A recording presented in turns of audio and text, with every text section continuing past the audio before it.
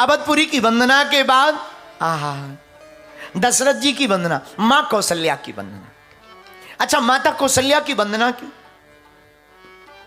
क्या कारण है माता कौशल्या की वंदना करने का? देखो, माता कौशल्या की वंदना इसलिए कि यही वो जननी है जिन परमात्मा ने पूरी दुनिया को पृथ्वी पर उतारा। ये लेकिन ये वो जननी है जिन्होंने परमात्मा को पृथ्वी पर उतारा। एक बात, इसी में दूसरी बात सुनना। भगवान तक पहुंचने के दो रास्ते। एक, हम लोग योग जप तप साधन करके परमात्मा के पास पहुंच जाएं, ये साधन है। ये साधन ऋषियों का है। बड़े बड़े महात्मा जप करते, तप करते, योग करते, परमात्मा के पास पहुंच जाते हैं। लेकिन एक दूसरा साधन है, हमारे तुम्हारे जैसे लोग जप कर नहीं पाते, योग कर नहीं पाते, तो करें क्या? नीचे से ही भगवान को हाथ उठा करके पुकारते तो सीढ़ी दो काम करती। सीढ़ी जानते हो, नसैनी सीढ़ी तो जानते ना?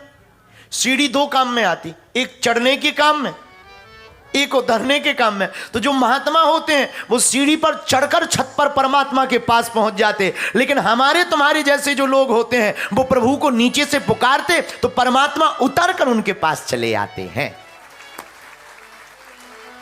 है? तो उतरने को ही परमात्मा का कहते अवतार। क्या कहते? अवतार। अवतार के लिए चाहिए मां बंदो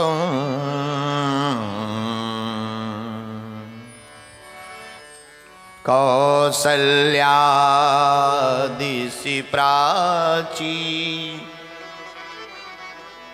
कौशल्या मां की वंदना रामायण में। मां कौशल्या की वंदना क्यों है? देखो, जब राम जी का अवतार हो गया, मैया मोरी मैं चंद्र खिलौना ले हूं। राम जी जब बड़े हो गए तो मां से कहते, मैया मोरी मैं चंद्र खिलौना ले हूं। मां, ये जो चांद है हमें खिलौना में चाहिए। मां देखो, मां बोली, देखो राघव, हम झूठी बात नहीं बोलते। चंद्र को लाना असंभव है, चंदा को लाना असंभव है। राम जी मुस्कुराकर बोले, मां आप विचित्र बात बोलती हो, चंद्र को लाना असंभव है, रामचंद्र को लाना सरल कर दिया। रामचंद्र को पृथ्वी पर उतार लिया, और उस चंद्र को उतारने के लिए आप कह रहे हैं ये मुश्किल है। अरे जो मुश्किल थे वो रामचंद्र पृथ्वी पर अवतार लेकर आ गए, फिर इस चंद्र की क्या बात कहें। इसीलिए गोस्वामी जी ऐसी मां की वंदना कर रहे कि देखो, हम तुमसे पूछे क्या तुम चंद्र को उतार सकते हो, चंद्रमा को नीचे? बोलिए। कई लोग प्रेम करते हैं तो प्रेम में जब बहुत ज्यादा नजदीक लाना होता है तो वो प्रयोग करते हैं, हम तुम्हारे लिए चांद तारे तोड़ लाए। अब हमें हंसी इस बात पे आती है कि अभी 2 मंजिल मकान की लिफ्ट पर चढ़ाओ तब तो ऐसे वाइब्रेशन होना है, और ये चांद की बात करती है जैसे पिताजी की प्लाटिंग हो ऊपर। अरे भाई, चंद्र को पकड़ना असंभव, उतारना असंभव, लेकिन ये मां वंदनीय क्यों ना हो, हम लोग चांद को नहीं उतार सकते, उन्होंने प्रभु श्री रामचंद्र को पृथ्वी पर उतार दिया।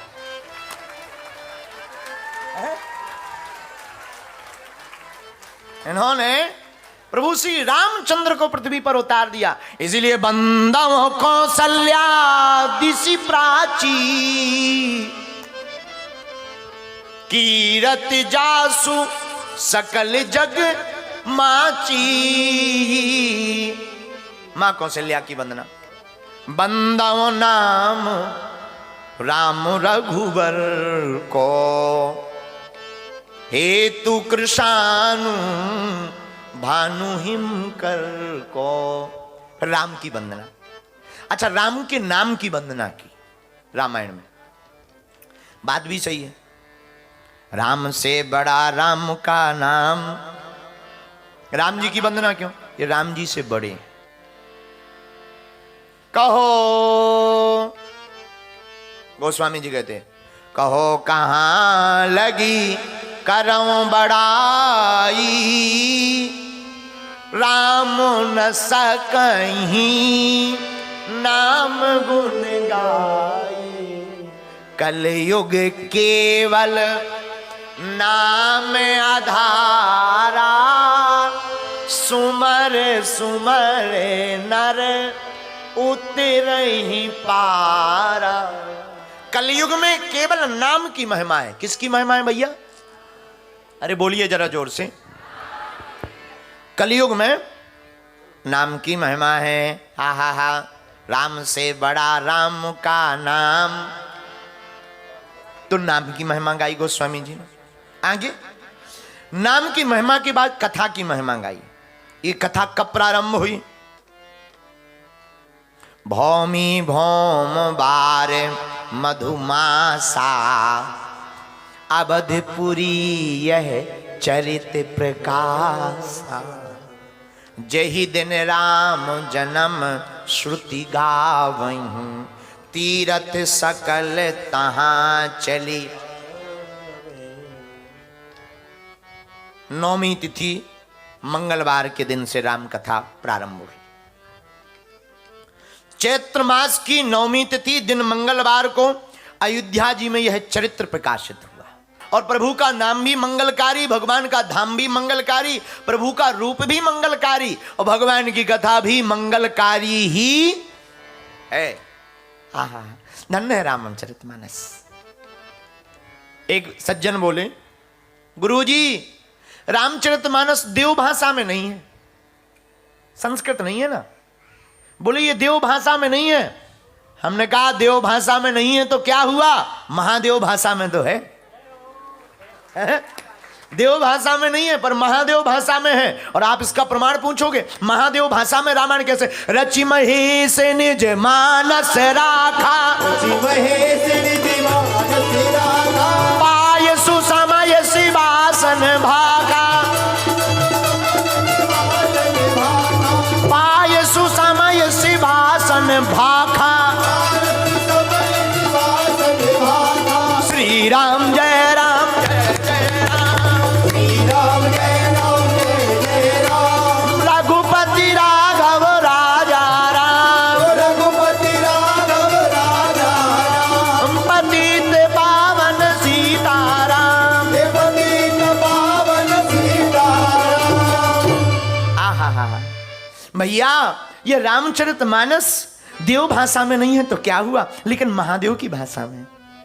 क्यों? रचि महेश निज, रचि महेश निज मानस राखा। ये किसने रचना की? शंकर जी की पहली रचना है। रामचरितमानस में 4 घाट हैं। आहा, कितने? 4। 4 जगह रामायण में कथा हो रही है। एक जगह भगवान शंकर कथा कर रहे हैं, सुनने वाला कौन है? पार्वती माता। दूसरी जगह कथा हो रही, याज्ञवल्क्य जी महाराज कथा कर रहे हैं। याज्ञवल्क्य जी, सुन कौन रहा? भरद्वाज मुनि। तीसरी जगह भी रामायण में कथा हो रही, कहां? नीलगिरी पर्वत पर। कर कौन रहा? वक्ता कौन है? काकभुषुंडी जी महाराज। लेकिन यहां सुन कौन रहा? पक्षीराज गरुड़ जी। और चौथी जगह रामायण में कथा हो रही, कहां पर? गोस्वामी तुलसीदास जी की। वक्ता कौन? तुलसीदास जी। लेकिन श्रोता कौन है? इनका मन। 4 जगह कथा रामचरितमानस में चल रही है। और चारों जगह की कथा में एक बड़ा विरोध है। क्या विरोध है? हाँ देखिए, कौवा। आपसे पूछते हैं कौवा कैसी वाणी बोलता है? बोलिए। कर्कश। कोयल। बोलिए। कौवा कर्कश वाणी बोलता, लेकिन रावण का कौवा मीठी वाणी बोलता है। बात सीधी सी है, तुम्हें समझ में आई हो ना आई हो, हम बताना ये चाहते हैं, कितना भी कर्कश बोलने वाला हो, अगर राम का नाम ले तो उसकी वाणी भी मीठी हो जाती है।